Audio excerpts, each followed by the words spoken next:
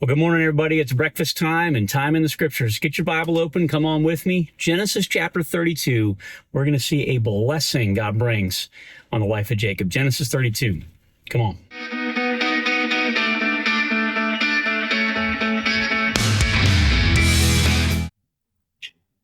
It had been a really long night on a really long journey, and what really had amounted to a really long life. We're studying the life of Jacob, the deceiver, child of promise, a son of Isaac, grandson of Abraham, but he lived his life as an incredibly deceptive man, stolen his birthright from his brother Esau, and had to run and flee and be estranged from his family for 20 years. He lived a pretty rough journey. But now he's finally about to come home to attempt reconciliation with his brother. And you can imagine the stress and the fear. He's learned that Esau is coming towards him with 400 men, and he figures, man, Esau's got to be coming to wipe me out.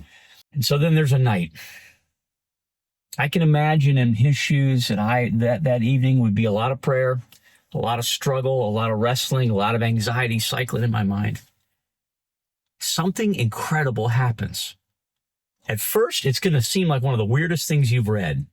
You're not going to understand it as you read it. But just like Jacob, as the events unfold, the light bulb's going to come on. You want to look at it together? That night, Jacob got up.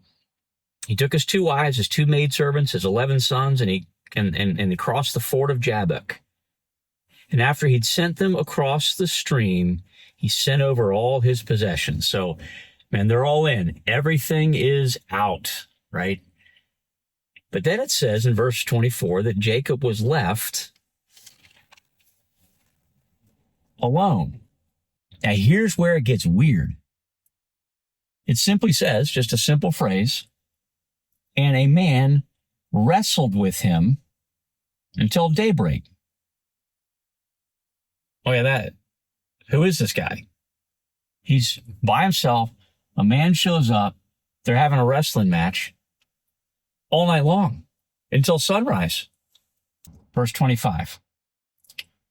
When that man saw that he could not overpower Jacob, he touched the socket of Jacob's hip, so that his hip was wrenched as he wrestled with the man. And the man says to Jacob, "Let me go. It's daybreak. We've been fighting long enough. Would you give up, buddy?" But Jacob's reply, "I will not let you go unless you bless me."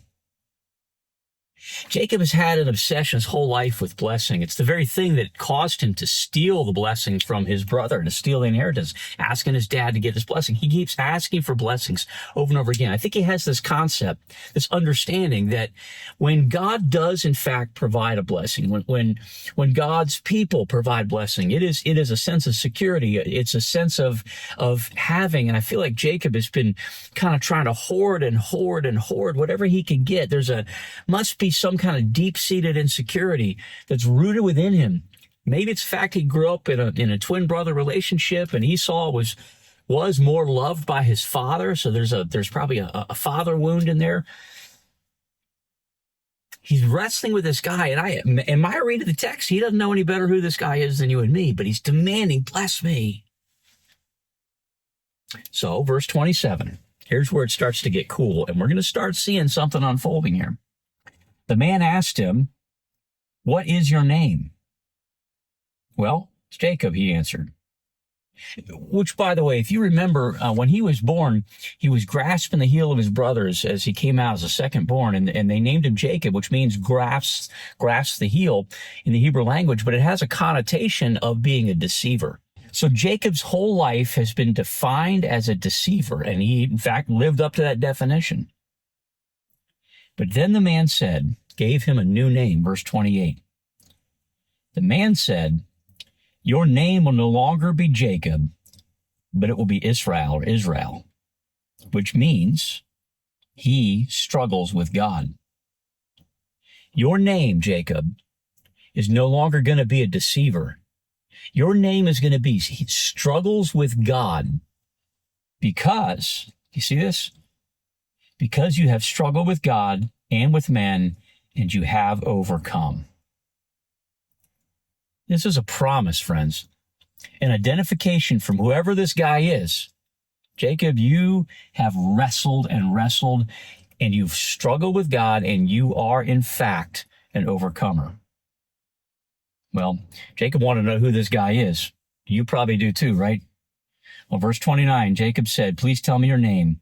The man replied, "Why do you ask my name?" And he blessed him there. So then the light bulb comes on for Jacob. I don't know how he got it. Somewhere it clicked. Verse 30.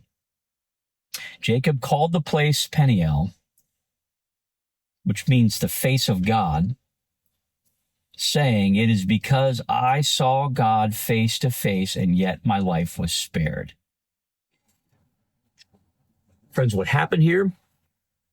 Jacob, in all his fear and struggle, and I'm certain all of his prayer this night before meeting his brother, he is in great fear.